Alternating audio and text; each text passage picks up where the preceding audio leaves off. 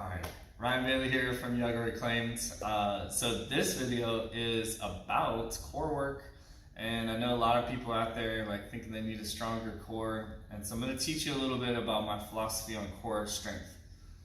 I think before you need to work core strength, there's got to be some activation, some understanding, what we would call integration. So you would need the communication system to be spot on in order to load the body to build the strength. Otherwise, if you overload the body to build strength and the communication pattern isn't there, you're not really building as much strength as you could and should. So I'm going to give you, this is called Core Activation 101.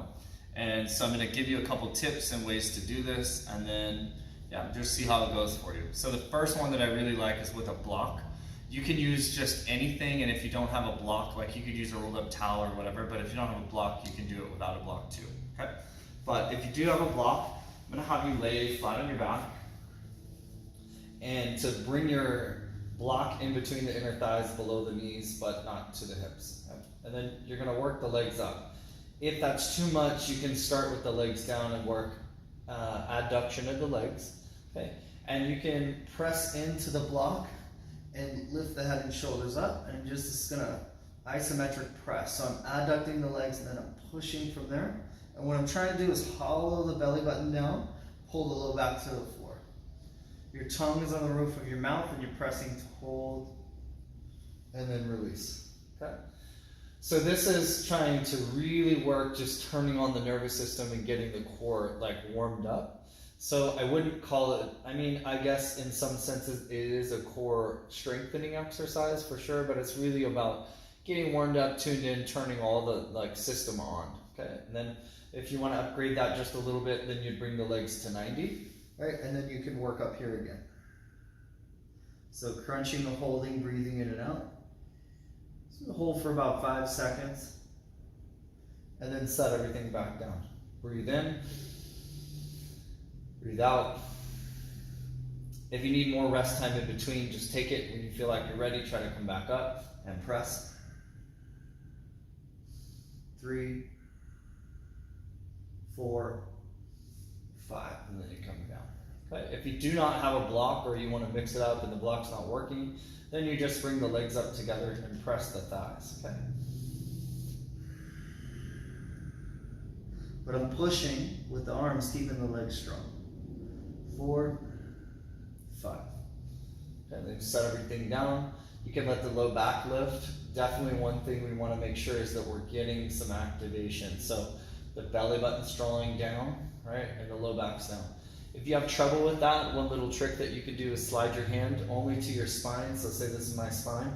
Just go to here on this side, okay? And then I draw the low back down into my hand, and when I pick up the legs, I can take the fingers and press them on either side of the belly button. Okay? So obviously I won't have my hands free to press, but I can come up. Make sure the low back's down, belly button's down, down, down. And then I release.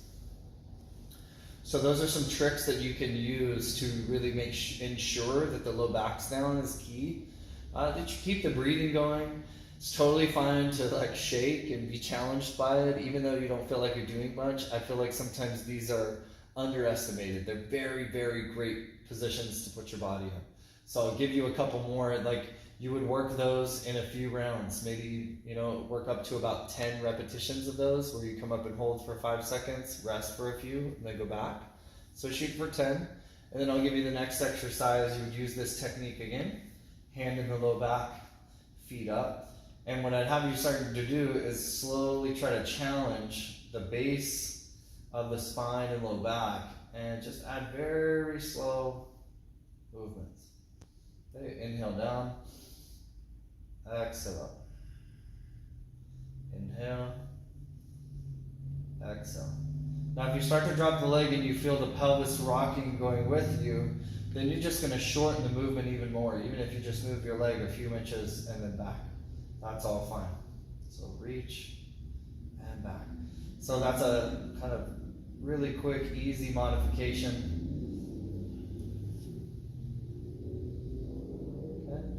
So if you try to do 5 to 10 each side, that's one round, and then rest. You can let the low back stretch a little bit, adding some mobilization.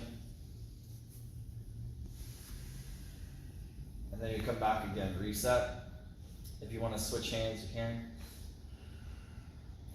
So I'm here drawing the navel down, okay, and then I'll work. Inhale down, exhale. Inhale, exhale. Okay. So you work those rounds again, 5 to 10 per leg, and then you rest. You can stretch out. So between those two, there'll be a really solid start for your core activation. And again, I see a lot of times people underestimating the fundamentals of core work, because you want that big, strong, powerful position and movement, and you kind of forget about the control, the activation, and the setup. So these are some things that we use to just help build the awareness first. I'm not going to say you're going to, really kill it with those. These are more activation exercises, and then we'll add some strengthening as you get more confident with this. And this will help you stabilize and create a base so that you can add to that.